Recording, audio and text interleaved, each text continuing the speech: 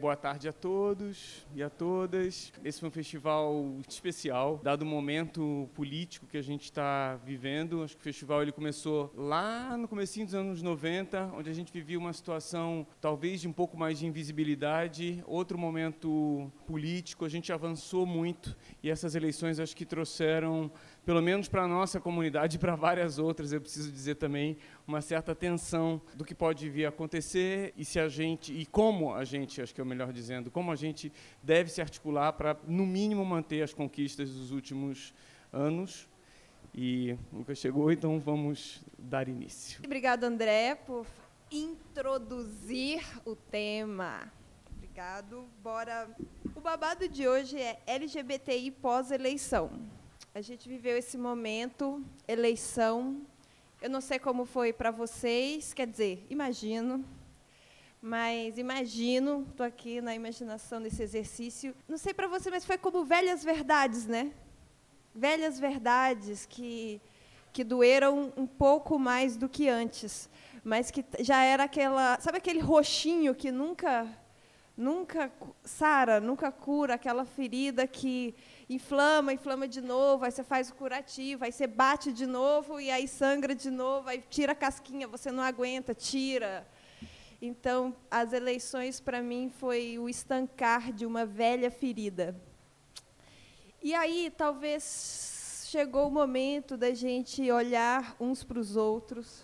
E talvez esse momento de olhar para o lado e ver quem resistiu junto da gente me remonta a um período até de pós-ditadura, por mais que a gente está entrando a essa impressão que está dando, a gente está entrando em um regime muito vertical, né, e muito autoritário, esteticamente, eticamente.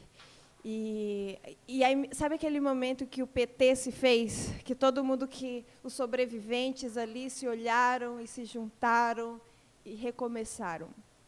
Eu sinto que a gente está nessa oportunidade de recomeço, oportunidade de uma autocrítica, uma oportunidade de reconhecer o diálogo como uma ferramenta de mudança social. E também uma questão de educação, né? Porque pensa que uma vez eu estava conversando com um cara muito intelectual, super intelectual, um professor da UNB. E ele falou assim, cara, aquela velha questão que o problema do Brasil é a educação, e eu senti que ele estava angustiado com aquilo, porque como se ele não visse uma solução. E eu pensava que, nossa, mas eu também acho, mas a minha agenda está cheia, porque só hoje eu já expliquei o que é homem trans 2 vezes, né? Então, como a gente faz essa transição da ansiedade para a ação, como a gente faz essa transição da preocupação para a ocupação, para a gente se ocupar, para ocupar os espaços de poder, os espaços de decisão, os espaços de escuta, aprender uns com os outros. Já falei várias vezes nessa conferência de quem foi contra o Bolsonaro? Foi a galera de defesa dos animais? Vamos escutar? Foi os ambientalistas? Vamos escutar? Vamos aprender? Foram as feministas? Se você é um homem gay, vamos escutar o porquê, vamos aprender mutuamente o porquê e vamos se ferramentar para ocupar esses espaços de política. E aí eu vou chamar os maravilhosos da mesa para debater aqui com a gente e para a gente conversar sobre isso. Então, Lucas Burgarelli, vem. Yeah! Muito bicha, muito acadêmica, vem falar, antropóloga. Gostou do seu mini currículo? Amei. E a Érica Zevich veio, muito diretora do CRD. Não, produtora, desculpa. Acho que eu vou ler o mini bio dela. Peraí, que eu não decorei. Érica Zevich. É lindo, eu amo mini bios. Dá crise fazer, né? Dá crise fazer mini bio. Ó, pesquisadora de culturas afro-ameríndias, Ekede Diobá, cantora, produtora no Centro de Referências da Dança de São Paulo, ali no centro, e membro da Revolta da Lâmpada. Ô, Luísa, mãe, bem, eu quero que vocês, não sei se vocês ficaram felizes com essa minha apresentação de mini-bio, então vou passar a palavra para vocês, vocês podem, né, se recolocar, se reapresentar. E eu vou só fazer um pedido para que o papo comece no depois das eleições, para a gente junto aqui, ó, criar essa liga e fazer essa transição de aceitar o que rolou, né, aceitar a nossa nova conjuntura, entender que ela já estava aí, né, e como que a gente vai fazer para não se preocupar, e sim ocupar em mudar. O close é todo seu. Podem brigar para ver quem vai começar. Bem, gente, boa tarde. Eu espero que seja um bate-papo bem tranquilo. Pensei, nossa, o que eu vou falar na mesa, escrevo. Fiquei ontem de madrugada vendo filme de terror, assim, dava uma pensada, uma arejada, e aí eu cheguei na conclusão que para esse papo não seria bacana eu vir com nada pronto mesmo, para a gente conseguir conversar, olhar no olho e falar desse momento político, né, que a gente está vivendo, que é totalmente panicado. O nome da mesa é Não Entre em Pânico. A gente estava até brincando lá fora, mas é totalmente Entre em Pânico. Eu sou essa pessoa que vai deixar todo mundo ansioso, passando mal, né? E se eu for diferente disso, essa não é a minha pessoa. Por que, de repente, eu não terminei de ler as hashtags? Será que eu termino? Ó, LGBT sem medo. Existe uma lógica. Eleitores de políticos antidemocráticos não são necessariamente burros. Há muitas lógicas por trás dessas escolhas e, muitas vezes, essas lógicas também incluem uma espécie de negação do sistema. Então, como entender essas lógicas e atuar? Não é só sobre coerência. A gente já reparou, né? Que outras narrativas podem ser instauradas no debate público, para além do que é racional, né? Vamos lembrar que nós não somos 100% racionais. Ocupar a política. A gente, ao mesmo tempo que a gente teve esse avanço conservador, a gente também nunca esteve tão forte. Bicha Travesti abriu o Mix Brasil, deu closes internacionais, Érica Malunguinho, nossa deputada eleita. Então, preparem-se também. E o giro conservador, que é essa uma politização, né, da galera reacionária que foi se organizando na nossa frente, e aí, depois de alguns anos, a gente... Ah, como assim? Mas rolou. E é isso. Enfim. Arrasou. Para eu falar desse pós-eleição aí, nossa, eu preciso contar um pouquinho só da minha história, um pouquinho só antes, para vocês explicarem qual que é esse lugar que eu estou falando, né, o que eu estou querendo dizer. Uma coisa é a gente entender a gravidez. Isso é um exemplo. A gente entende a gravidez, pegar qualquer livro e ver. Outra coisa é estar grávida, gerar, ver, né? Tem uma coisa de um conhecimento científico, também tem uma coisa de um conhecimento tácito. E esse conhecimento a gente tem que buscar realmente pela experiência e pela vivência que tem. Enfim, aqui nessa cidade, militância vai, militância vem. Eu acabei conhecendo a Aparelha Luzia também, e aí eu sou uma assessora da Érica Malunguinho. A Érica representa muita coisa para muitas pessoas, mas a Érica não é a gente. A Érica, ela é uma pessoa, ela é um vetor, ela é uma ferramenta que a gente pode usar. Então, nunca vai existir essa figura dessa pessoa que ela é obrigada, ou ela está carimbada ou adesivada das nossas necessidades, das nossas militâncias. As nossas militâncias a gente tem que fazer. E essa pós-eleição, a minha fala dessa nossa pós-eleição está justamente embargada nesse lugar, das militâncias pessoais que a gente faz. Porque a gente está falando de um Estado que sempre foi autoritário e agora está cada vez mais vertical, mas nós acabamos respondendo a esse autoritarismo, concordando com ele nas nossas estruturas de pensamento e de linguagem, que também são ultraditatoriais. Existem muitas pessoas em várias militâncias que eu frequento que têm, para mim, o mesmo comportamento do Bolsonaro. Mas elas têm um adesivo, muitas pessoas se adesivam mesmo para fazer parte de grupos e nichos. E tem pessoas que realmente são o que a carne dela mostra. Então, é nesse lugar que eu acho que a gente tem que pensar bastante como é que é a maneira que a gente está enxergando essa política, se a gente quer refazer a política, se a gente quer instaurar uma política, se a gente quer hackear essa política, o que a gente quer? Essas pós-eleições é praticamente o que eu quero, o que vocês querem, o que a gente vai fazer. A gente vai continuar achando que alguém vai representar a gente, vai fazer pela gente. Isso é muito chato falar isso, mas é muito louco, porque olha o formato que é essa mesa. Somos nós três aqui falando. Como é que é o formato de uma sala de aula? Como é que é o formato de uma igreja?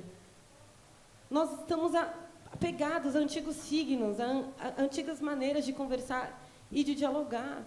E a gente fica criticando isso toda hora, mas a gente fica repetindo e repetindo. Então, sei lá, o que eu peço? É que a gente pense em novas estruturas de linguagem. E a gente pensa em como é que a gente pode articular e agir sem ficar repetindo a ditadura que a gente tanto critica, mas que a gente sempre acaba fazendo. Ai, nossa, o que você está falando? Sabe quando você está num grupo e tem alguém mal arrumado que você olha esquisito? Isso é uma representação disso. Sabe quando você valoriza a pessoa que é mais closeira, mais bonita, que tem a unha mais pintada, o óculos mais da hora, a roupa mais colorida? Isso é um problema. Sabe quando a gente começa a valorizar a pessoa, a fala de alguém porque ela é um Pokémon? Às vezes eu me sinto um Pokémon nos espaços. Eu não sou a comunidade negra. Eu não sou a Érica Malunguinho, eu não sou o mandato da Érica, eu não sou a minha comunidade. Eu sou isso aqui. A gente não sabe. E aí?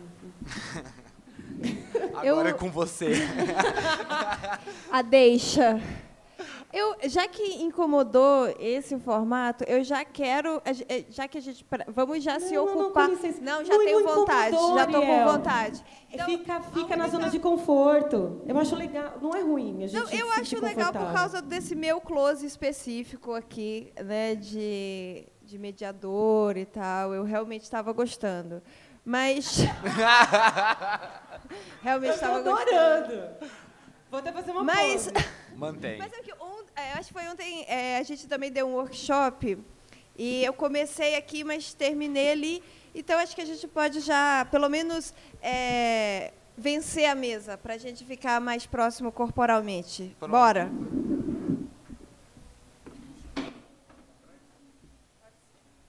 Mas fica próximo, né, gente? Também fazer roda lá longe. Vocês já estão lá na mesa de gordofobia. Não, bem melhor assim, né, gente? Dá pra todo mundo ver todo mundo. Tá ótimo, tá ótimo. A melhor coisa é quando alguém fala e alguém faz aquela cara assim, sabe? Só que só a gente vê. As pessoas não conseguem ver a cara de quem agora tá todo mundo, agora tá todo mundo se vendo. Não tem mais esse BO. Bom, pegar esse gancho aí da Érica, primeiro, boa tarde a todas, todos e todas. Cara, eu achei muito boa a fala da Érica, principalmente pelo lugar que ela está ocupando agora, assessorando a Érica Malunguinho e botando um pouco aí, acho que uma crueza que é o que a gente vai ter que lidar mesmo, assim, que é elegemos pessoas trans, massa. Elegemos pessoas negras, massa, muito bom, muito bom. Nunca elegemos tanto, inclusive, quanto elegemos agora, digno de nota, né? Só nas eleições desse ano a gente teve um aumento de mais de 500% de candidaturas trans, digno de nota também, né? O movimento ainda tá operante, bacana. Mas e aí, né? E aí? Para que isso? Para que a gente quer isso, né? Algumas coisas a gente já sabe que dá para fazer, né? Dá para a gente fazer barulho, por exemplo. Barulho dá para fazer. Dá para aproveitar um mandato para poder jogar coisas polêmicas o tempo todo, sacudir aquilo, sacudir a imprensa. É isso que a gente quer fazer? Essa é uma alternativa? Pode ser. Outra alternativa é de usar aquilo para aquilo que ele realmente serve. Para que serve uma Câmara de Vereadores? Para que serve uma Assembleia Legislativa? Para fazer lei, né? Então, a gente vai usar aquilo para o que aquilo serve para poder fazer lei, aí acho que a gente tem um probleminha, que é, ainda não somos maioria, né? Somos bem minoria, e aí temos um segundo probleminha. Todas as câmaras, tanto o Congresso Nacional quanto as Assembleias Legislativas, ficaram ainda mais conservadoras. Né? Ainda mais conservadoras. Já eram bastante. Né? Já eram, o Congresso Nacional já era a Câmara mais conservadora desde 1964. Né? E agora ficou um pouquinho mais. Né? Agora o segundo maior partido é o PSL. Um partido que até então a gente ouvia falar, não existia. Né? Alguém ouviu falar desse partido até então? É a segunda maior bancada do Congresso, depois do PT. Né? A terceira é o PMDB. Né? O partido que está aí há pelo menos 50 anos no país está em terceiro lugar agora. Né? Então, a situação está toda muito confusa. E quando a Ariel perguntou, vamos falar do dia seguinte, eu falei, cara, isso é um puta desafio mesmo. É um puta desafio, porque eu acho que a gente não entendeu ainda nem o dia anterior, talvez. Né? E aí eu não sei muito o que dizer do dia seguinte, se a gente ainda não entendeu muito o que aconteceu no dia antes, assim. Porque o que aconteceu no dia antes é que 29% dos LGBTs brasileiros votaram em Jair Bolsonaro. Foi isso que aconteceu no dia antes. E alguém aqui consegue ter uma explicação razoável para esse número? Eu fiquei passada com esse número, eu confesso. Cara, ninguém consegue, assim, ninguém consegue, na moral, ninguém consegue ter uma explicação razoável para esse número. Mas a gente pode arriscar algumas tentativas, né? Algumas tentativas a gente pode arriscar. A primeira delas, a gente sabe que essa polarização essa eleição foi uma eleição completamente polarizada, em que não se elegia candidatos, mas se elegia o projeto que você não queria no poder. Era exatamente isso que a gente estava fazendo, a gente não queria o Bolsonaro. Portanto, a gente votava em quem fosse necessário para barrar o Bolsonaro. E eles fizeram o mesmo. Eles não queriam o PT. Então, eles votariam em quem fosse necessário para poder barrar o PT. Né? Então, é uma eleição já muito confusa. Mas a pergunta da Érica ainda continua lá. O que a gente vai fazer, cara? O que a gente vai fazer com tudo isso? Né? Acho que dá para entender algumas coisas. Dá para, pelo menos, tentar dissecar algumas coisas. 29%. Né? O que é 29%? Você fala, tá, 29% dos LGBTs brasileiros são conservadores? É isso que esse número está dizendo para a gente? 29% dos LGBTs são enrustidos? 29% dos LGBTs são anti-LGBT? Mas tem Goia, né? Agora. São anti-movimento LGBT? Tem uma série de perguntas que a gente pode fazer. E eu acho que algumas dessas perguntas nos ajudam a entender o dia antes. Porque o dia antes, ele remete a uma série de falhas nossas, sim, há uma série de falhas da esquerda, ao qual nós estamos inseridos, sim, e há uma série de contextos que a gente não consegue segurar. Né? A gente não consegue segurar. O primeiro elemento é o próprio fato do movimento LGBT, dos movimentos sociais, terem estado com a esquerda durante os últimos 30 anos, não é uma coisa só brasileira, né? Uma coisa latina, uma coisa americana. A gente viu uma série de lutas aí, anos 80, 90 e tal. Mas aí você fala, cara, onde estavam esses 29% aí, quando a gente estava conseguindo conquistar no STF nosso direito de casar, quando a gente estava conseguindo eleger pessoas trans, quando a gente estava conseguindo aumentar em 500% o número de candidaturas trans esse ano, aonde que estavam esses 29%? Né? E aí, eu acho que a primeira resposta que a gente pode ter é, esses 29% não estavam no movimento LGBT. Eles não estavam no movimento LGBT. Apesar de serem LGBTs... Estavam em alguma boate cafona. Eles estavam em qualquer lugar, cara. Eles estavam... A gente não sabe onde eles estavam, porque a gente não conhece esses 29%. Né? A gente pode conhecer 1, 2, né? Eu não sei quantos de vocês aqui conhecem LGBTs que votaram em Jair Bolsonaro. Gente. Ótimo, ótimo, ótimo. Não, a gente ainda tá aqui numa é mais Brasil isso daqui ainda, né, do que muitas rodas de conversa que a gente tem feito por aqui, em que ninguém levanta a mão. Né? E aí você fala, cara, ninguém conhece mesmo. Né? E aí, eu acho que essa é uma primeira pergunta. Assim, mas a segunda pergunta, e aí acho que aproveitar, já que vocês conhecem, pessoas que votaram, LGBTs que votaram em Jair Bolsonaro, essa é a minha pesquisa de doutorado, hoje em dia, na antropologia, pesquisar pessoas de direita que apoiam Bolsonaro, como que eles articulam gênero e sexualidade, LGBTs e não. Acho que aproveitando, então, acho que indo para um segundo degrauzinho mesmo, que é, como são essas pessoas? Né? Como são essas pessoas? Elas são o que elas são, no fim das contas, né? Porque eu acho que muitas vezes, ao longo da eleição, e aí não entra em pânico, tem muito a ver com isso, a gente entrou muito em pânico.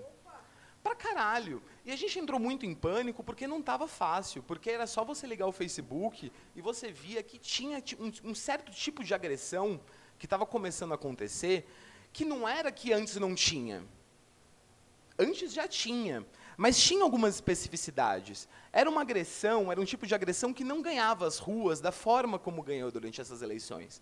Era um tipo de agressão que ela não era tão, ela não era tão permitida em espaços públicos como era alguns tempos atrás. E principalmente, era um tipo de agressão que não atingia as pessoas que até então atingia.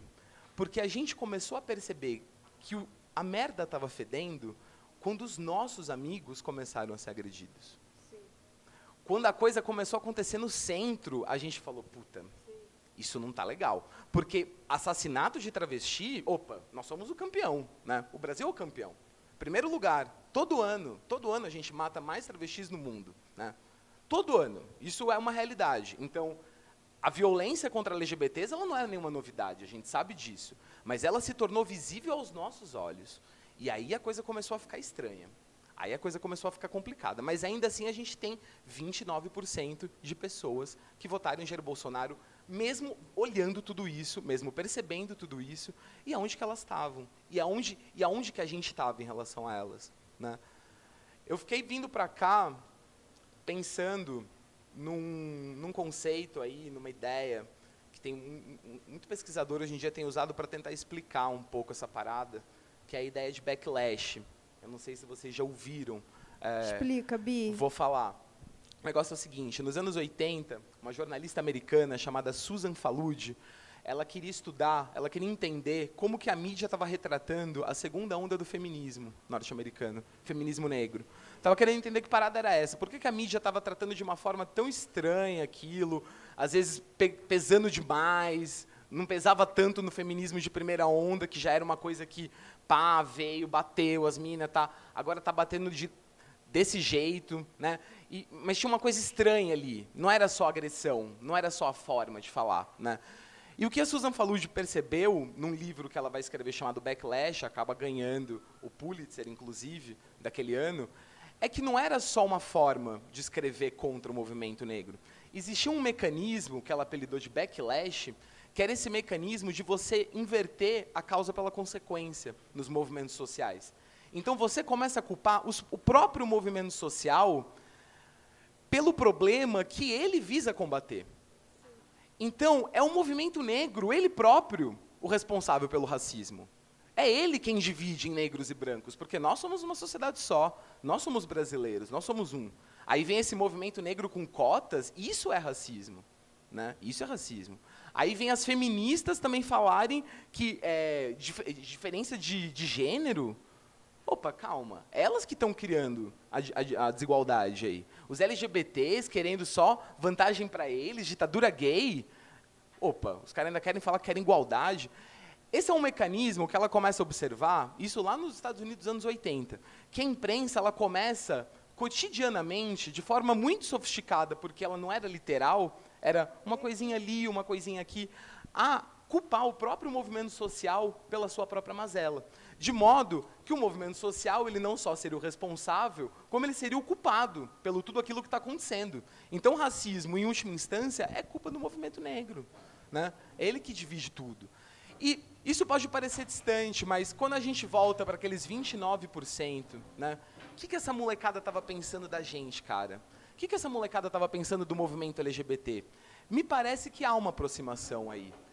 Me parece que a coisa ela girava num certo sentido de que eram pessoas que eram LGBTs, e aí eu estou falando a partir da pesquisa de doutorado que eu tenho feito, das pessoas que eu tenho acompanhado, dos grupos que eu tenho acompanhado de militantes LGBTs pró-Bolsonaro, porque eles existem, né? Não são só pessoas LGBTs, são militantes LGBTs, né? Muito embora muita gente possa discordar aí do que é, aonde que a linha corta, o que é o movimento LGBT, eles existem e eles estão se dizendo militantes, né?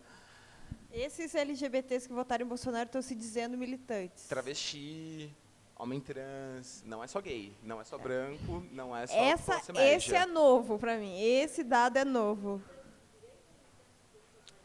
E essa questão, tem de tudo, e aí a gente não vai conseguir achar um perfil, assim, o que a gente consegue entender são, primeiro, e aí eu acho que essa é uma questão interessante que nos importa, tem uma coisa que nos une a eles, né, apesar de todas as diferenças. Essa questão é o medo, né? O medo nos une a eles. Eles têm medo e a gente tem medo. E a gente tem medo da violência e eles também têm medo da violência. A questão é que nós culpamos pessoas diferentes por essa violência, né? Nós estamos culpando deputados, senadores, políticos que têm implementado políticas conservadoras no país, enquanto eles têm culpado o PT, né? Pode parecer absurdo, pode parecer muito absurdo, mas o PT ele tem conseguido justificar grande parte das adesões de pessoas LGBTs à campanha de Bolsonaro.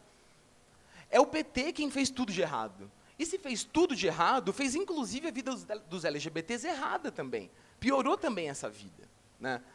A dinâmica de você culpar o PT, e aí ela acaba sendo muito eficiente nesse sentido, né? Muito eficiente. Essa é uma primeira questão. Agora, uma segunda questão, e acho que essa é ainda mais interessante, é a questão de que há muitos LGBTs que votaram em Bolsonaro com o seguinte argumento: eu vou votar em Bolsonaro porque eu vou colocar o país em primeiro lugar, o Brasil em primeiro lugar. E ao fazer isso, eu exerço a minha cidadania, porque eu não estou pedindo direitos individuais, eu não estou pedindo direitos que me interessam, eu estou colocando a coletividade em primeiro lugar, eu estou colocando o Brasil em primeiro lugar. Essa ideia, que pode parecer também muito absurda para a gente, ela ativou um senso de cidadania tal qual que em grupos de Bolsonaro, grupos de eleitores de Bolsonaro, pessoas LGBTs tinham que começar a conviver com outras pessoas, pessoas essas que queriam exterminar LGBTs, nos mesmos grupos, porque não eram grupos diferentes, não tinha um grupo da extrema-direita bolsonarista, o grupo dos LGBTs bolsonaristas, eram grupos de WhatsApp, feitos de forma um tanto manual, um tanto financiada, e aí a Érica fala do dinheiro e a gente não tem como escapar dele, né? O que a gente faz em relação a tudo isso? Primeiro, a gente não tem todo o dinheiro que os caras têm, né, para poder fazer todos esses grupos. Mas existia uma dinâmica ali que era essa, que eram de LGBTs que apoiavam Bolsonaro, tendo que amenizar as declarações do Bolsonaro em relação a essas pessoas, né? Então existia ali, vamos dizer, uma certa diversidade de opinião, não era todo mundo pensando igual. Afinal de contas, tinha LGBT que falava: eu não acho que ele vai cumprir tudo o que ele está dizendo. Esse argumento era muito forte, né? O argumento de ele falou isso da boca para fora, ele falou isso faz tempo, né? Uma série de formas de amenizar o que ele estava dizendo, no mesmo contexto, no mesmo lugar, em que tinham pessoas que faziam banners, aqueles banners de Facebook, falando: a sua hora está chegando, a hora dos LGBTs está chegando, né? Nos mesmos grupos, né? E como que essa convivência aí, ela consegue ser mais pacífica na cabeça desses 29% do que nós? Como que esses 29% preferem esse tipo de ambiente político, esse tipo de fazer político, de estratégia, de aliança no limite, do que se aliar com a gente, né? Que estamos aqui, movimento LGBT, etc. e tal, né? Então, essa é uma questão que eu fico pensando, e uma outra que eu fico pensando também tem a ver com uma certa inteligência, eu acho. Uma inteligência da direita brasileira em relação a gente, ao rolê LGBT, sabe? Uma inteligência porque, em determinado momento, tudo parecia que o que a gente fazia era identitário, né? Então, onde que saiu esse papo de identitário? Aí que estão as crises que eu digo. Não foi da gente. Não foi da gente isso. É uma questão semiótica. Como é que de repente, nós éramos a pauta identitária, né? Nós éramos... E aí eu acho que aí tem uma inteligência mesmo, porque nós nunca fomos identitários, né? A gente nunca fez política para poder ser gay, para poder ser lésbica. Isso era um mecanismo, isso era um meio, isso sempre foi um meio, para a gente conseguir outras coisas. E se precisasse sair de entendido para bicha, que fosse. Se de bicha precisasse sair para gay, que fosse. Se de gay agora é homossexual, a gente também usou, né? A gente foi indo. Mas você acha que isso não é identitário? Eu acho que isso é bastante identitário. Mas a questão para mim é a seguinte: a gente não fazia política, o fim da política não era identidade. A identidade, ela sempre foi um meio para a gente conseguir o quê? Viver numa porra de um país melhor. Porque a gente não tem direito. E a gente tem um Estado que fala, olha, vocês precisam se identificar para a gente poder dar direito. A gente falava, tudo bem. Então nós somos o L, o G, o B e o T, e agora o I, e nós estamos vindo aqui para poder pedir essas políticas porque nós somos um grupo, porque nós somos um coletivo, porque não é política para um ou para dois, é política para um grupo de pessoas. Sim. Né? Mas eu acho que a esperteza, Ariel, é porque a nossa política, cara, a política, e aí você falando hoje, você falando, pô, expliquei 2 vezes o que é homem trans, tá ligado? Exatamente. É porque, a nossa assim, política, ela não é identitária. A nossa política, ela requer, ela pressupõe uma universalidade que a gente ainda não experimentou nessa porra desse país. É isso porque, que na acontece. verdade, a luta, principalmente do trans, da letra T, é pela vida ainda. É pela vida. LGBTs pobres, negros, a própria população negra. Acho que é pela vida ainda. Claro que a gente quer mais. Quando eu vejo alguém falar assim, ai, mas sabe, sabe, às vezes reclamando que alguma coisa de trans, falar de trans, não, porque a gente pode falar de outras coisas, entendeu? Eu falei, gata, nem a gente falar da gente, às vezes em espaços de diversidade, está dando, querida. Então, assim, claro que eu quero que me chamem para falar de culinária, mas, assim, o que tem de pessoas contratando pessoas cis para falarem por pessoas trans, gente, não está escrito. O que tem de filmes fazendo sobre travesti, sem contratar nem meia travesti, tem no Mix, tem em outros festivais. Isso é uma vergonha, sabe? Então, assim, não adianta depois chegar na minha cara, não, mas a gente é muito mais. Se não é sobre a gente, às vezes nem chama a gente. Socorro.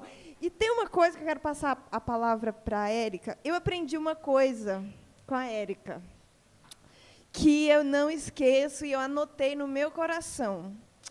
Que é disso que eu ouvindo Lucas, falei, nossa senhora, é isso.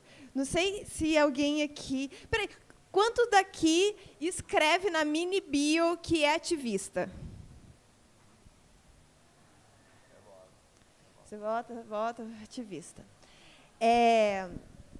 2 coisas. Uma coisa é que parece que quando a gente vai falar de política com outras pessoas, eu tenho a impressão que as pessoas têm uma ideia consumista de ativismo.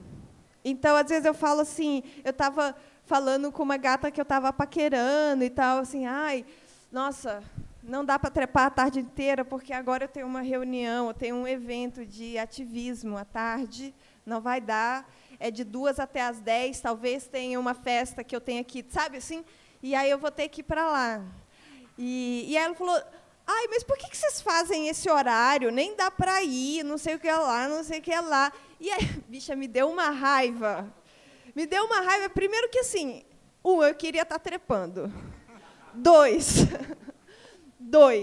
sei lá, tipo, gata, tá ruim, vai numa reunião de 6 horas num domingo, então, linda. Sabe assim? Sabe por que está sendo esse horário? Porque a gente não tem dinheiro para fazer outro, meu amor. O fazer ativista é muito precário e tudo que se transpassa pelo ativismo.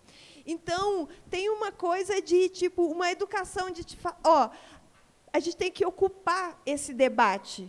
E, nossa, eu escrevo mini-bio, eu sou ativista desde 2013, eu sou dessa laia, dessa geração, dessa leva. E, gente, deu aquele momento vira-voto, você jura que eu sabia tudo? Eu tive que estudar horrores para, sabe, virar meio voto, sabe? Então, tem essa coisa de... popularizar a política, o fazer político, o debate político, é difícil. Toda vez que a gente ia fazer um vira-voto, gente, era um saco energeticamente. A gente sabe, a gente teve que desbloquear a parente, entendeu? E desbloquear, escutar coisa que, sabe, em outros tempos a gente, vai se fuder, entendeu? Vai se fuder, cala a boca. E aí a gente teve que, o quê? Dar dados, né? Não, então, não é assim, mas você já percebeu, tem uma pesquisa, não sei o quê, que eles nem sabiam e não acessa esses dados, porque, gente, dado é importante, tão importante que às vezes eu penso, eu sempre acredito nisso, sabe por quê, nos 29%? É importante esse dado, pra caramba, quando eu vi, fiquei passado. Porém, entretanto, todavia, quem fez a fucking metodologia para fazer isso, e quem estava perguntando, qual que era o viés de quem pergunta, quando tem pesquisa, quando tem, acho que, sei lá, eu já vi 2 pesquisas de homens trans, a que me perguntou, eu acredito, a que não me perguntou, eu nem cito. E falo em público quando alguém cita. Mas, porque a comunidade de homens trans é desse tamanho. E tu não me perguntou, tu não me achou, logo eu que sou tão aparecido, estou nessa mesa, vou estar em outra depois, porra. Sabe? Então, assim, não me perguntou, eu não acredito. Então, a gente também tem que ocupar essas instâncias. E a segunda coisa, antes de passar para a Érica, só um minutinho, é uma coisa que eu aprendi com ela. Então, sobre política. E, né, bom, qual foi o primeiro movimento social do Brasil? O movimento abolicionista, o movimento negro. Então, o movimento negro, né, essas linguagens, as nossas referências e o fazer político. Mesmo quando a gente olha, por exemplo, essa mesa aí tem mais brancos do que negros. Em um ambiente ativista, em um evento ativista, etc., etc. Então, passo a palavra para Érica. Adorei. Eu me sinto contemplada com todas as falas, sabia? Até, assim, concordei, até que eu não concordo, meio concordando. Porque eu acho que o gostoso é justamente a gente conseguir ouvir as outras pessoas e conseguir pensar e não negar. Eu acho que um dos problemas dessa eleição foi a gente vencer isso, justamente. Esse desbloquear, esse ouvir, esse lugar, ele é muito importante, assim. Eu não vou fazer uma meia-culpa, porque eu não sou petista, não me filiei ao partido, mas... E o que eu queria trazer? Eu acho que boa parte... Você falou de uma culpa do PT, eu não estou querendo esvaziar o que você disse, não. Não estou querendo esvaziar, porque eu acho que você tem embasamento para dizer isso que você está dizendo. Mas uma coisa muito maluca é a gente sempre apontar os partidos e a gente não se filiar e a gente não fazer as oposições necessárias dentro dos partidos, entendeu? É um problema quando a gente vê uma pessoa negra, por exemplo, no MDB e critica essa pessoa por ela estar no MDB, mas não consegue perceber a importância daquele corpo negro dentro daquele sistema. E a oposição que ele pode fazer ali. Né? Ou no DEM, ou até no PSL. Aquele negão do PSL, eu não consigo entender. Essa pessoa, eu vou dizer para vocês, eu não consigo entender a oposição dele lá dentro, não sei. De repente ele está tramando uma coisa aí, vai saber. Mas eu também acho importante essa nossa aproximação dos partidos, porque a gente está reclamando justamente de uma ditadura, e quem tentou abolir os partidos justamente foi a ditadura e conseguiu abolir, né? 1, 2, 3, 4, 5, e vários aí que a gente não tem acesso, porque a gente também não vai ler, não vai pesquisar, e tudo bem, tudo ok. Eu quero lembrar, gente, uma coisa que tem a ver muito com essa questão de ser uma pessoa negra, assim, também, e essa questão de ter que lidar com bibliografias e com pessoas brancas ou pessoas negras que o tempo inteiro tentam culpabilizar as coisas e não conseguir olhar de um jeito gestaltiano mesmo a situação, de um jeito sistêmico, né, micro e macrosistêmico, que é uma questão da nossa democracia. Assim. Eu não sei se a gente vive uma democracia, mas eu não sei se eu, com 30 anos de idade, tenho capacidade de dizer que a gente viva, de fato, uma democracia. Eu não sei o que é isso. A democracia tem a minha idade. têm a minha idade. Então, acho que até as pessoas conseguirem entender essa questão do voto e o partido e blá, blá, blá, e blá, blá, blá, vão demorar décadas ainda. Nesse sentido que eu acho que a gente tem que entrar nos partidos. Se a gente quer falar de política e quer ficar criticando as outras pessoas, principalmente porque votaram no Bolsonaro, acho que a gente tinha que fazer esse exercício político, de fazer uma oposição dentro dos próprios partidos às coisas que a gente não concorda, às coisas que a gente não acha bacana. Vocês acham que a minha postura no movimento negro é uma postura de ficar repetindo o que todo mundo quer ouvir? Eu sou uma oposição dentro do movimento negro. Eu tenho uma briga com semiótica, com a ideia de feminismo. Eu não vou falar mal do feminismo em lugares, eu não vou esvaziar o feminismo. Jamais. Jamais. Mas dentro do que eu sou, eu consigo visualizar não o feminismo, não a ideia de feminismo, mas muitas pessoas, por exemplo, que adesivam o feminismo. A gente vive numa lógica tão consumista que a gente acaba adesivando feminismo, negritude. Tem gente que ainda acha que tem uma negritude porque coloca um turbante na cabeça. Porque é um signo, é um símbolo, é uma coisa que se compra, se coloca, estou empoderada. Não. E a gente adesiva não só negritudes, não só o que é ser uma pessoa, uma mulher lésbica, ou uma pessoa trans, ou uma pessoa bi, ou uma pessoa pan, ou uma pessoa não binária, ou uma pessoa... Enfim, a gente acaba adesivando necessidades ideológicas das coisas para conseguir debater. E não necessariamente a gente precisa adesivar. Eu encontro um grande problema, por exemplo, pesquisando o candomblé. Eu vou dar um exemplo para ver se, na particularidade de cada um de vocês, eu consiga desenvolver algum tipo de reflexão dentro do que vocês sejam, sem eu precisar acessar o que vocês são. Mas, por exemplo, no candomblé, o candomblé é lido aqui no Brasil como uma religião. Ponto. Eu pesquiso candomblé há muito tempo. E eu não consigo dizer que é uma religião. Eu digo que é matemática, é física quântica, é dança, é culinária, é fitoterapia. Nossa, Érica, física quântica. O que é o código binário? É um jogo de 1 e 0. O que é o jogo de búzio? É o búzio aberto ou fechado? É 1 ou 0. 1024 é o número de combinações que pode dar em quedas de búzio. 1024 bits, gente, é igual a 1 byte. Então, a gente vê o nascimento da cibernética, a gente vê o nascimento de várias ciências e várias tecnologias que elas estão, obviamente, copiando a própria natureza. E o que é natural, nada vem...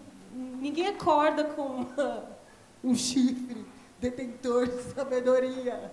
A gente sempre leu alguém, viu alguém ou ouviu alguém para poder fazer alguma coisa. Por que eu estou dando essa volta toda? Dentro do pensamento... Enfim, eu acho que o candomblé é religião? Não acho que o candomblé é religião. Mas eu preciso defender que o candomblé é uma religião se alguém me atacar na rua. Porque eu vou falar, está atacando a minha religião. Porque dentro desse sistema, a maneira como o sistema adesivou o candomblé como religião, se eu não for usar o adesivo candomblé religião, como é que eu vou conseguir me defender enquanto candomblecista? A mesma coisa quando fala da minha negritude. Eu não acredito em raça. Minha raça não é negra. Eu nunca acreditei em igualdade racial. Nunca seremos iguais. Jamais. E eu não quero igualdade. Eu quero justamente ações afirmativas para que haja uma reparação histórica. Quero cota? Quero cotas. Não só para pessoas negras, para LGBTQIs também. Porque são populações massacradas. Assim, não estou dizendo que eu não sou a favor das ações afirmativas, mas me incomoda ter que falar que eu faço parte de algum núcleo de igualdade racial. Mas foi esse o adesivo que esse sistema encontrou para poder enviar uma verbinha ou conseguir fazer com que aquelas pessoas se unam para poder falar sobre aquilo. Porque muita gente, para poder criticar alguma coisa, ela acaba legitimando aquilo que ela mesma está criticando. Nesse sentido, eu acho que a gente precisa desenvolver novas estruturas de pensamento e de linguagem. O tempo inteiro a gente vive num embate semiótico mesmo, de traduções intersemióticas, ao ponto de um animal que é morto no candomblé, as pessoas falarem que aquilo é um sacrifício, não existe sacrifício. O verbo em Yorubá que você usa para poder matar o animal é pá. E pá significa matar. Você mata, você tira o osso, você faz o sabão, você pega, separa algumas coisas, devolve para a natureza, você pega o couro, você faz um couro de atabaque, mas não porque aquilo é religioso, não porque aquilo é sagrado. Essa ideia religiosa, essa ideia sagrada, vem de uma estrutura de linguagem centro-europeia, que está dentro da língua que a gente fala. Também não é que a gente não vai falar português, eu não tenho condições de falar tupi-guarani, por exemplo. Nenhuma. A gente não tem nenhuma língua franca aqui no Brasil. O nosso português poderia ser uma língua franca, mas ele não é, justamente porque a gente não tem esses estudos desses troncos, né, linguísticos. E por que eu estou falando mais? Nossa, Érica, você ainda não explicou o que você quis dizer. O que eu quero dizer para vocês é que não adianta a gente ficar repetindo os dinossauros da política, não adianta a gente ficar com as mesmas queixas, não adianta a gente ficar brigando por uma democracia que a gente não conhece. Não, nunca existiu. Essa democracia a gente que vai construir. Não existe democracia. A gente chegou num momento histórico. Quando eu vejo a eleição da Érica, por exemplo, eu vejo como um fato histórico. Mas é. A primeira mulher trans, né? Mas e aí? Quem é essa mulher? O que a gente está fazendo? Tem alguém... Ninguém daqui veio me perguntar o que a gente está estudando. Ninguém me veio perguntar de emenda, ainda bem. Porque a gente não tem que perguntar, a gente tem que pesquisar, a gente precisa fazer um exercício político das coisas. Sim, sabe que você falando... E parar com os pokémons, entendeu? Não, continua.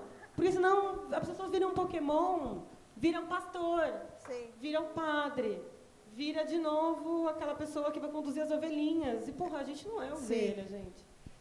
Você comentando sobre esse processo de operação, né? Porque é o processo de operar, né? Tipo, olha, não acredito em raça, mas é assim que é estratégico estar. O candomblé é muito mais que religião, mas é assim que está dando para comunicar e operar no racismo estrutural agora. E isso tem a ver com esse truque também que você está no contexto LGBT, e também esse truque está em todos os lugares, tanto político quanto o mercado, por exemplo, né? Então, quando às vezes as pessoas olham para a Aparelho Luzia e falam: nossa, mas é vocês que estão fazendo, que é né, pô, Aparelho Luzia, um quilombo urbano, uma vitória e tal. E as pessoas, mas vocês que estão entrando dentro do gueto, né? Sendo que existe uma violência e, a partir disso, a gente se organiza, seja a negritude, seja os espaços também de pessoas trans, enfim, para a gente se organizar, seja mercadologicamente, seja politicamente. E é um truque, é perverso, né? Que tem a ver com o que o Lucas falou. É perverso. Que, por exemplo, nos espaços de cinema, eu vejo muito isso, né? As pessoas fazem um filme sobre amor. Aí as pessoas olham e falam: é um filme gay. Não, é um filme de amor, né? E, ao mesmo tempo que a gente tem essa necessidade identitária de afirmar, isso volta contra nós, né? Do tipo, quem coloca, na verdade, a gente nesse gueto? Tá. Cara, então, sabe o que eu estava pensando? Pensando no que a Érica estava falando, de vamos partidos, botar a cara em partido que enfim, que não é ok pra gente, assim. Eu estava trocando outro dia uma ideia com a Tiffany Abreu. Com a Tiffany Abreu, que se candidatou pelo MDB, né? Aí saiu aquela notícia, Facebook, 9 da manhã, Tiffany Abreu se candidata a deputada estadual pelo MDB. Eu vi o meu Facebook caindo abaixo. Evite o Facebook às 9 da manhã. Traidora! Como assim? Agora vai começar a fazer política com Temer, vai ficar passando pano pra Temer.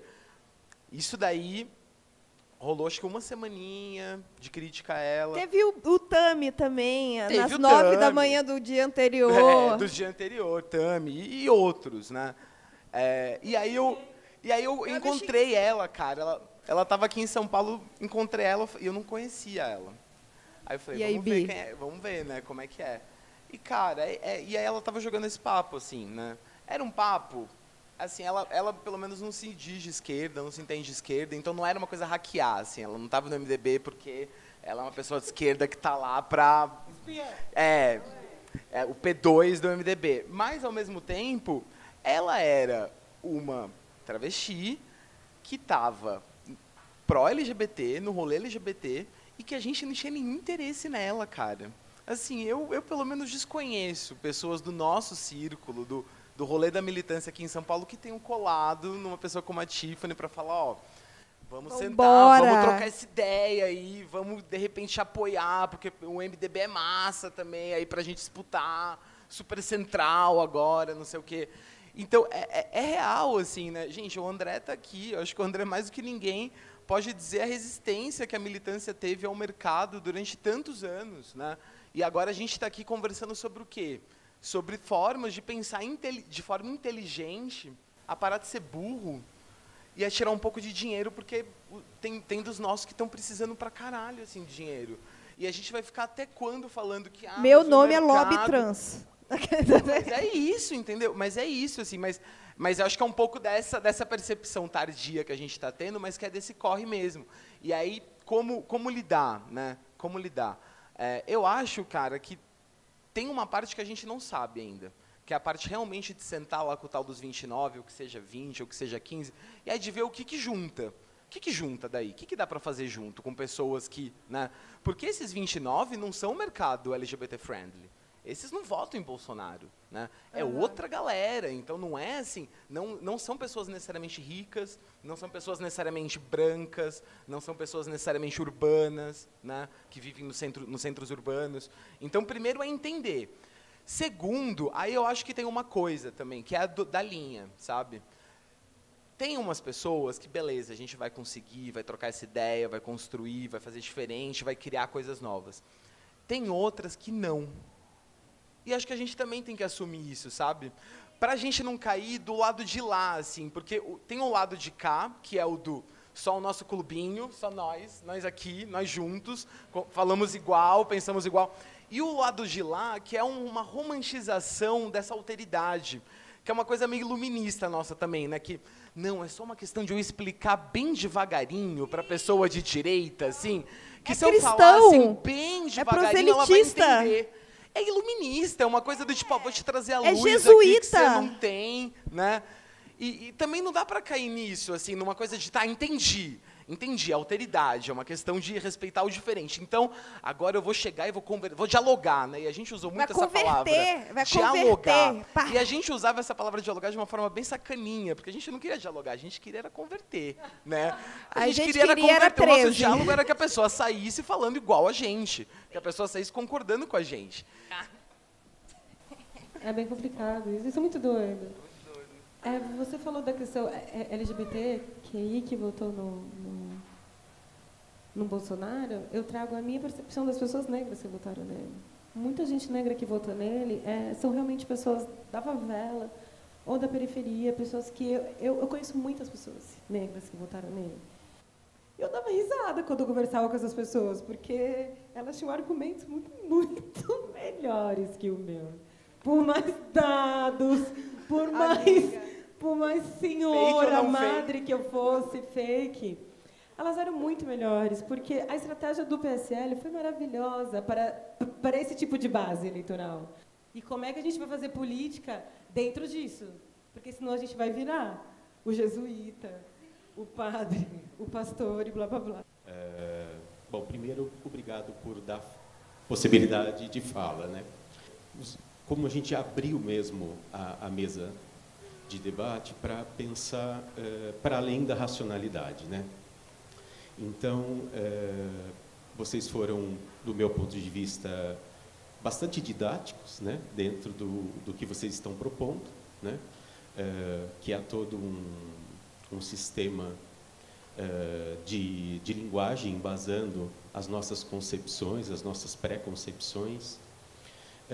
E eu queria um pouquinho além, né? Então, assim, eu gostaria que a gente pudesse pensar em que tipo de subjetividade, né, vem sendo gerada nos nossos tempos atuais, né?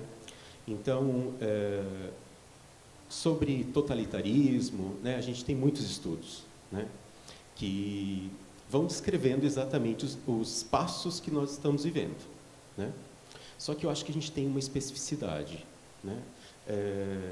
Esses 29%, eu acredito, eu tenho uma hipótese, né, de que se viram de tal maneira negligenciados que houve uma identificação com o agressor, né?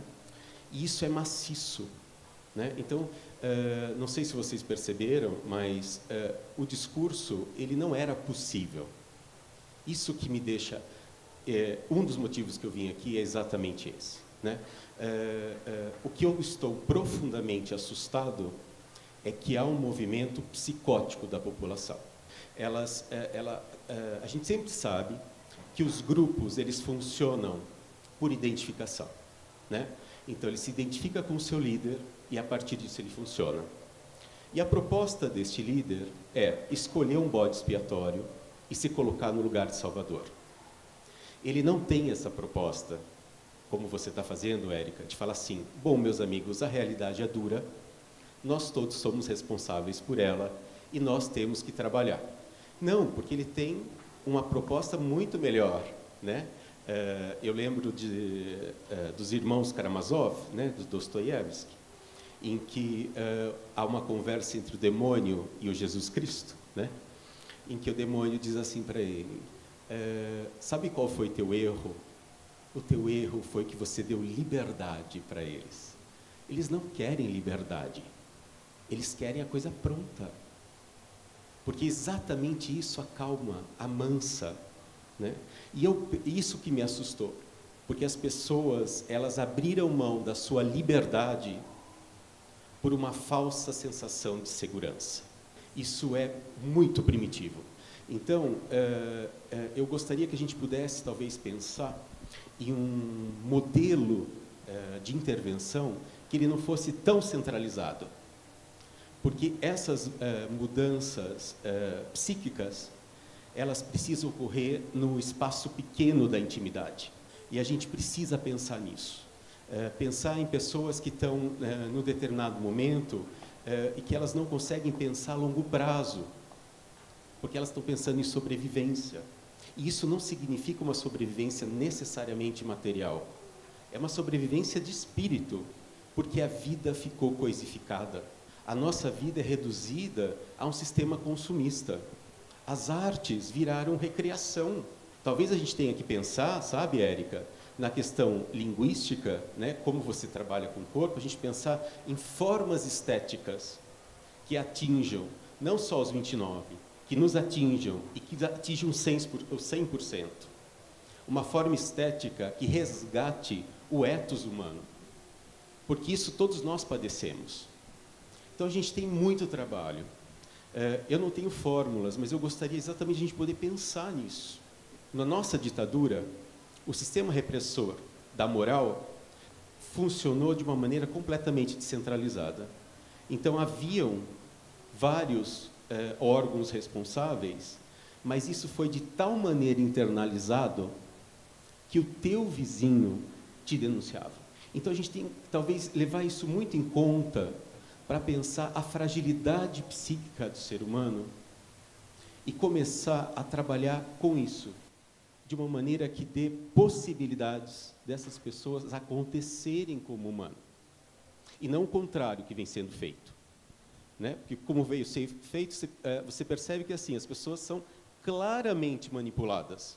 Né? A história do fake news é exatamente o que você estava falando, é um simulacro. Né? Você usa uma verdade para encobrir uma mentira, você distorce e coloca a consequência como causa, e isso é fácil para uma população que hoje não consegue ler um texto, eles não conseguem ler livro, que só consegue ler, às vezes, o título que está na suposta notícia do Facebook, que não tem posicionamento crítico. Então, eu acho que o buraco é muito fundo. Eu percebo que, assim, 2% talvez da população tem acesso à academia. A gente tem que pensar de uma forma de conversar com essa população. Então, é isso que eu queria problematizar. Qual o seu nome? Gabriel. Gabriel. Será que mais alguém tem mais perguntas? Porque eu acho que já organicamente já rolou perguntas. Eu tenho uma pergunta, mas eu não sei como é que ela cabe aqui e parece que ela não cabe em lugar nenhum, porque eu tenho participado de várias situações e não tem sentido espaço para ela, né? Bom, eu sou uma professora demitida por doutrinação ideológica em uma escola particular. Não sei como vou voltar a trabalhar, especialmente agora, com o ministro que a gente tem. E, assim, se eu for pensar em culpa do PT, eu também não sou petista, mas a culpa maior que eu vejo no PT, na minha realidade de professora, que talvez seja uma bolha, não sei mais o que é que o PT fez a gente estudar a África, obrigou todos os professores e toda a escola a estudar a África, porque ele colocou nos livros didáticos, colocou na universidade. Eu sou de Goiás, cheguei em São Paulo há 8 anos, a primeira coisa que eu fiz foi procurar um curso na USP sobre negritude, porque eu não sabia. Eu fiz história e eu não sabia nada de negritude, com família negra.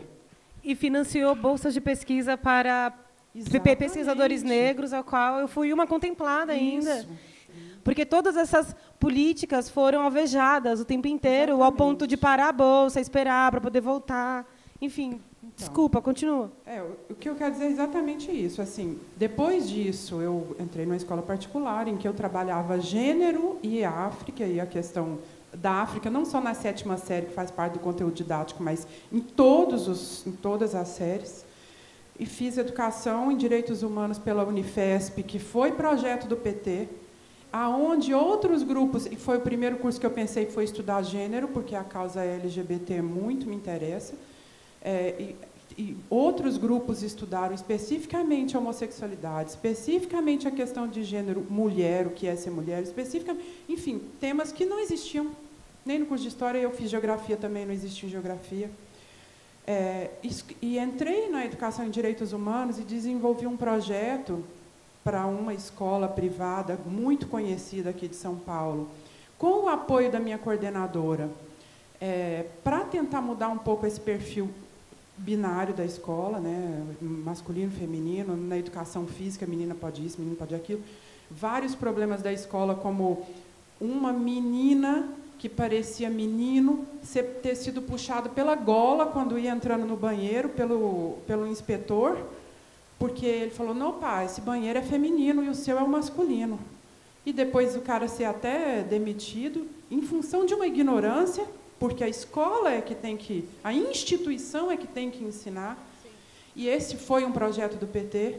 Ele colocou na escola, que foi o chamado kit gay depois, né, criado como kit gay depois, professores, vocês têm que parar de falar que se a menina fizer um vídeo ou sair com um monte de rapaz é puta, se o menino tiver assim um assado é gay, ou se ele for gay, o que, e daí, né, como é que a gente vai tratar com os alunos? Porque a escola é um inferno. A escola é um inferno para o hétero, porque em clausura. A escola é um inferno para todas as pessoas que não se identificam ou que têm alguma confusão, né? E isso o PT colocou dentro das escolas. Então, eu acredito que tem 2 circunstâncias que são fundamentais para a derrubada do PT. O sistema de cotas, incluindo o estudo da questão africana, afrodescendente, etc., e a questão de gênero, que está muito claro, né? E a questão de gênero não é a questão de gay, simplesmente, mas é a questão de respeitar o ser humano, que tem a ver, né, com as teorias, enfim, da Judith Butler e tudo mais, de estar, de ser, a criança nem sabe quem é. Então, meu problema dentro dessas circunstâncias, eu não sei o que vai acontecer com o livro didático, eu não sei o que vai acontecer com a escola, eu não sei o que eu posso ensinar de geografia e história. E o meu aluno gay, transexual, nem falo, que 6ª série o transexual sai da escola, porque ele tem que estar dentro do nicho menina, dentro do nicho menino. Então, o que vai acontecer? Quem que vai problematizar isso? Porque entre os meus colegas professores, se eu tiver 50 colegas, eu tenho 3. Tem uma situação lá em Goiânia, que é extremamente conservadora, uma cidade cheia de gay, que é extremamente conservadora, que é assim, uma criança mudou o gênero, né, entre aspas, e falou, não, meu nome não é Leonora, meu nome é Léo. colocava o Nora, entre aspas, na prova para se outro corretor soubesse que era ela. Os professores se negavam a chamar de Léo. O pai teve que ir lá, graças a sei lá que infinita força, o pai foi lá e exigiu que ele fosse chamado de Léo, reconhecido como Léo, e a escola privada foi obrigada só então a chamar de Léo. Mas os outros meninos que falaram, não, eu quero que me chame de Zé Galinha, eu quero que me chame de Brucutu, chamou. Mas se for Leonora que quer ser chamada de Léo, não pode ser chamado. Vira chacota dos próprios professores. E agora, o que vão fazer? Eu estou querendo desistir, estou pensando em aprender ponto cruz, fazer vela, sei lá. Né? Mas assim, e minhas crianças? Minhas crianças, que eu digo, até terceiro ano do médio, não tem condição, nem vocês têm condição de definir o que são. Né? Vocês, nem a gente tem uma vida inteira para oscilar, para experimentar, para tudo mais. E minhas crianças, então, cabe aonde essa discussão que está me desesperando? Na verdade, também, aproveitando a deixa, já que vocês falaram muito em linguagem, né, aí me lembrou Lacan. Então, enquanto o inconsciente estruturado como linguagem, adorei a abordagem de Gabriel sobre novas estratégias de chegar a essa psique, que realmente esse discurso, a gente quer, por exemplo, a gente é do Nordeste, né? Então a gente sofre com a discriminação, por exemplo, de vocês paulistas, não estou falando da gente aqui, né? Mas algumas pessoas que chamam o Nordeste acusam de eleger mal os candidatos. E a gente tem uma série de mazelas, coronelismo e coisas do tipo. Mas a linguagem parece ser realmente um problema e talvez a nossa solução, não sei. A questão da negritude. Eu tenho muitos amigos homossexuais negros, né, e que eles agem de uma maneira diferente porque ascenderam socialmente. Né? Então, até onde esses movimentos LGBT, negros, não aprofundam a questão da luta de classes, certo? Porque, por exemplo, o fato do cara ter ascendido socialmente, ele não se sente pertencendo a um determinado grupo e nem defendendo isso. Tá? Então, essa é uma provocação. Okay? Qual o seu nome? Thompson. Thompson. Você quer falar? Gabriel, vai ser fest. Bi, você pode passar para Gabriel? Eu queria deixar em aberto o fato de que, para agir politicamente, se necessariamente você precisa se filiar a um partido. Né? Porque, assim, a gente está vendo um fenômeno acontecendo na França, né? De pessoas que se organizaram em prol de um princípio. Talvez a gente tenha que pensar de novo uma maneira de fazer política. Né? São maneiras que correm em paralelo, mas elas acontecem. Né? Isso tem a ver, inclusive, com a sua primeira provocação. Primeira coisa, gente, e última, vamos pegar essas tormentas nossas e a gente vai conversar depois ali, vamos trocar, vamos conversar, vamos olhar no olho e vamos continuar conversando no cafezinho, ou não, porque o café aqui é super caro, mas vamos por ali, que ainda não privatizaram, é grátis. Então, eu vou pedir, só para uma questão de ordem/desordem, cada um, eu, inclusive, Érica e Lucas, a gente vai finalizar respondendo e considerações finais, 2 minutinhos cada. Partiu com as perguntas? Nós. Bem, Gabriel, gente, essa pergunta, essa provocação bateu fundo aqui, que a gente tem literatura sobre fascismo, sobre Bolsonaro, sobre políticas verticais, sobre autoritarismo. Mas o que está doendo agora em mim é a distância entre eu e o meu pai, por exemplo, entre eu e a minha avó, entre eu e as minhas tias. Isso me dói. Isso me dói. A gente não compartilhar assim os mesmos dados que seja, ou por que eu falando que eu estou correndo um risco de vida onde eu moro, por que isso não é o suficiente? Por que que isso não encosta? Por que isso não mexe no coração? Por que falar que uma amiga minha foi, sabe, tentaram bater nela na minha rua?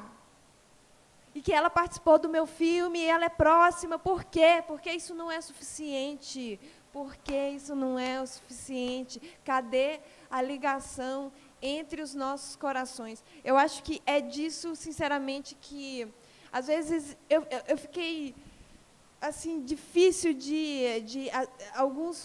a semana antes da eleição, às vezes eu fazia a linha ativistão, mas às vezes eu fazia a linha depressão mesmo, sabe, na cama, porque eu não estava conseguindo suportar, não o autoritarismo, o fascismo, mas a indiferença do meu pai, a indiferença da minha avó, e de não ver,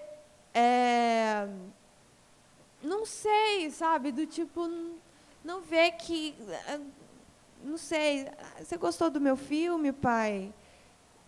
Então, se o Bolsonaro ganhar, não vai ter mais filme. Mas isso não era, sabe, era outros dados, então acho que a gente tem que fazer uma literatura que as nossas vidas, eu acho que a gente está num nível que é assim, porra, cada abraço conta. Cada abraço conta, cada reconciliação conta, cada beijo na boca conta, cada sexo, assim, sabe, pegando na mão, não achando que eu sou uma caixa, um depósito de porra, isso conta, para mim está contando, sabe, cada segurada na mão em público, cada beijo na boca, eu estou anotando no meu coração e está contando. Então, essa é... Para você... Ai, adoro aplauso, não vou negar. E o que vai acontecer com as nossas crianças, né? Assim, provavelmente piorar o que já estava tendo, né? Eu achei que a evasão / expulsão escolar das pessoas trans é 84%, talvez seja total. E o que eu vejo é a gente investir... o que eu comecei a mesa, né? A questão é a educação. Vamos atuar, no dia quando a gente ficou sabendo que a Érica Malunguinho ganhou, ela falou um babado que falou assim, olha, não é só as escolas, a educação não pode estar só nas escolas, mas nós somos escola. Então, a gente transformar, a Érica é um vetor, a Erika Hilton é outro vetor, a gente tem outras possibilidades, Jean Willis é também, a Beyoncé, enfim, assim como as escolas de samba, assim como a gente pode ocupar esse espaço, a gente está ocupando para isso, para a nossa educação, para a gente se escutar, para a gente dialogar, e esse diálogo, vamos tentar tirar esse proselitismo cristão de nós mesmos, então permitir essa bagunça, né? Permitir que a escuta seja uma atividade, um verbo ativo, ou seja, permitir essa bagunça, essa reorganização a partir da fala do outro. Muita força na caminhada para você, professora, estou muito orgulhoso da sua trajetória, e te desejo, assim como você, a nós, muita força na caminhada e muitos... lembrei o que eu ia falar, mas 30 segundos. Quando eu pensei do Bolsonaro, eu estudo suicídio. Meu filme é sobre suicídio, eu tenho uma campanha de prevenção de suicídio de homens trans. E, estudando o suicídio na questão do Bolsonaro, estou preocupado, porque ele atua na culpa, que é cristã e que é assassina. Porque se a culpa está no outro, ele coloca a culpa no outro. Então, nas gays, nas trans, no movimento negro, nos ativistas, nos ambientalistas, na Comissão da Verdade. Então, o problema está no outro. E aí, se o problema está no outro, a gente mata o outro, está tranquilo. E isso aumenta o suicídio, porque a gente, em algum momento, pode achar que a culpa está na gente e a gente mata a gente. Mas a gente não vai matar, a gente vai abalar, a gente vai arrasar. Érica. Gabriel, primeiro, eu não sou filiada a nenhum partido. Meu partido Black Panther, Aranhas Negras do Brasil, eu quero fazer. Viúva Negra, vou inventar alguma coisa aí. Enfim, não sou filiada a nenhum partido. Aquela minha fala foi para dizer que eu não me atrevo a abrir a boca para falar de nenhum partido, justamente porque eu não conheço as oposições que tem dentro do próprio partido. Dentro de cada partido tem vários militantes de várias vertentes, de vários lugares.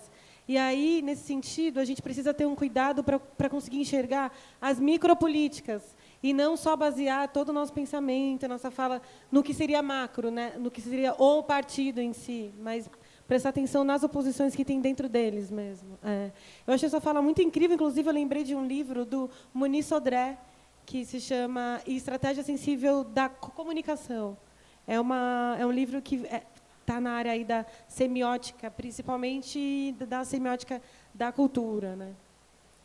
A professora, enfim, essa agonia eu vivo todo dia, eu sou um caldo disso, a minha idade é a idade da democracia, a Lei 10, que a gente chama de Lei 10, que depois virou Lei 13, me deu muita coisa, no sentido de que eu consegui ser bolsista na Fundação Biblioteca Nacional do Rio de Janeiro, eu tive acesso a saber quanto valia um escravo, eu consegui ver que tinha muito casamento de pessoa negra com pessoa branca, pessoa negra, pessoa... Existia uma outra organização, não essa que a gente vê.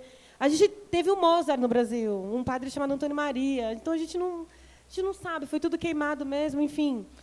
Parou várias vezes o edital, no meio do edital, por conta de uma oposição que não queria que o edital acontecesse, por conta dessa fala, que era um racismo, que era um apartheid, que todo mundo tinha que ter acesso àquilo, enfim. O que eu estou querendo dizer? Vai piorar, eu acho.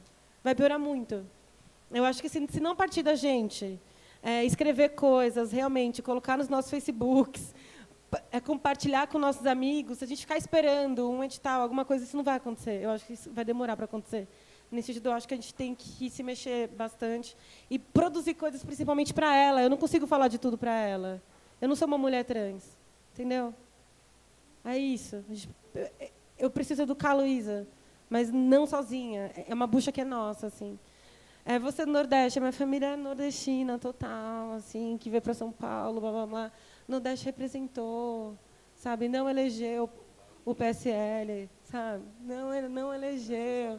Então, assim, deixa eu falar mal, a inveja do axé, sabe, do amor, da canção e tudo mais. E aí, agora, para finalizar minha fala, o que eu acho? Do mesmo jeito que tem cordeirinho lá do PSL, a gente tem cordeirinhos nossos. Temos pessoas nossas que são simpáticas às coisas que a gente fala, que não querem refletir, elas querem adesivo, elas querem consumir.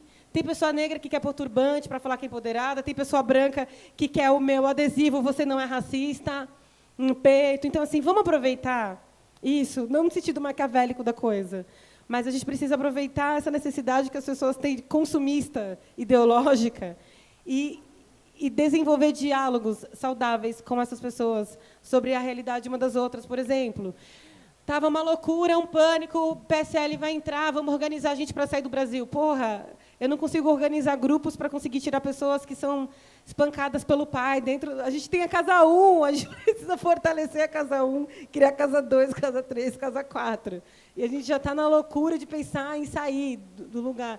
Então, a gente tem que segurar a marimba, como o Nordeste diz, segurar essa marimba, pensar nas micropolíticas, nessas estratégias, no amiguinho do lado, na amiguinha do lado, e fazer a coisa acontecer. Macropoliticamente, a gente não vai conseguir ter força alguma, porque a gente vai cair nas zonas de conveniência dos nossos pensamentos e das falas e blá, blá, blá.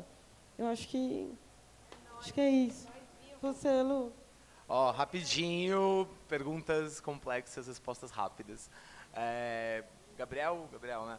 Cara, o que você falou eu acho bem bacana. Eu pensando que durante as eleições a gente teve muitos sustos, e um dos sustos foi esse do tipo, onde que estava essa galera no WhatsApp o tempo todo, né? Onde que estava esse WhatsApp rolando o tempo todo, assim? E aí eu acho que esse WhatsApp, assim, tem a parte das empresas, pagaram, a Folha descobriu, a gente soube. Tem uma outra parte que chama família, né? Grupo de família, assim, que a gente zoa, a gente brinca. Só que aí vem a Ariel e fala, eu estou sentindo falta, né? Eu estou sentindo falta do meu tio, da distância que a política nos causa, né? A gente já se deu ao luxo de fazer campanha no Facebook para deletar todo mundo que curtia Bolsonaro, a gente já se deu o luxo de sair de grupo de família, né? Só que o que a gente acho que ainda não entendeu é que desses grupos de família, por mais escrotos, e onde a vala tá suja, assim, é cena de bandido aspas, jovem negro, sendo baleado o tempo todo, rolando nesse grupo de WhatsApp. Mas ali rola uma solidariedade, ali rola uma subjetividade, para usar o termo que você usou, né? Que forma uma noção de proteção, uma noção de segurança, uma noção de comunidade, né? E aí a gente vem com a nossa literatura sobre fascismo, né? E fala, fascistas, né? Esses são os fascistas, né? Theodor Adorno, quando ele foi estudar Mussolini, ele descobriu que a característica do Mussolini era só uma: ninguém acreditava. Ninguém acreditava naquele cara. Ninguém acreditava nele, ele era um bobalhão, não sei se vocês já viram um vídeo do Mussolini, é um palhação, bobalhão, ele é o Berlusconi, ele é o Trump, ele é o Bolsonaro. A característica do fascismo ela é essa, ninguém acredita, é tudo muito, você fala, não é possível que ele vá querer exterminar indígenas, assim, isso, beleza, falar uma coisa, botar o exército para matar, não, isso não pode, alguma coisa vai parar, a gente não acredita, né? Só que ao mesmo tempo tem toda essa situação que é, aquilo que a gente chama de conservador, as pessoas estão ali, é a família. Então aí a jornalista da Folha me ligou durante as eleições falando assim, mas por que LGBTs votam em Bolsonaro, afinal de contas? Eu falei, cara, não dá para te responder isso, mas o que dá para te falar é que essas pessoas elas estão nos grupos das famílias delas, concordando com as coisas que as famílias delas falam, e no trabalho. Subjetividade para mim é isso, assim, a gente entender que a gente criou uma subjetividade de esquerda, uma subjetividade LGBT, negra, são as nossas ciladas, né? A gente vai ter que sair delas, não está mais servindo, não está mais servindo. Pode ter servido, mas não serviu mais, é o que a Erika falou, macropolítica, esquece, baby, esquece. A Erika Malunguinho, massa, vai estar lá, mas não espere que ela vá criar a lei trans estadual que vai resolver os problemas das pessoas trans e negras. São Paulo não vai, né? Então é por aí que a gente vai ter que, então aqui que vai, né? E aí a gente vai ter que pensar. Sobre você, cara, eu fiquei, tua pergunta talvez vai continuar em aberto, assim, mas eu fico pensando na questão principalmente do tiraram sociologia do ensino médio, né? Tiraram sociologia, não tem mais. E o que isso significa? Para mim significa só uma coisa. Significa que as gerações futuras, elas não vão ter os códigos para interpretar 80% do que foi dito hoje aqui, daqui a 20 anos. Né? Porque a gente falou de sociologia, a gente falou de Lacan, a gente falou de psicanálise, a gente falou de teoria marxista, rolou aqui, partido, teoria de partido político. Sem sociologia, você não dá os códigos para o adolescente no futuro entender que conversa é essa. Então, é desesperador nesse nível para mim. Né? Esse tipo de diálogo está se tornando inviabilizado a longo prazo. Não é a curto prazo, é 30, 40 anos. Assim, né? E aí eu acho que a pior coisa que pode acontecer é a gente não estar preparado para segurar essa marimba mesmo.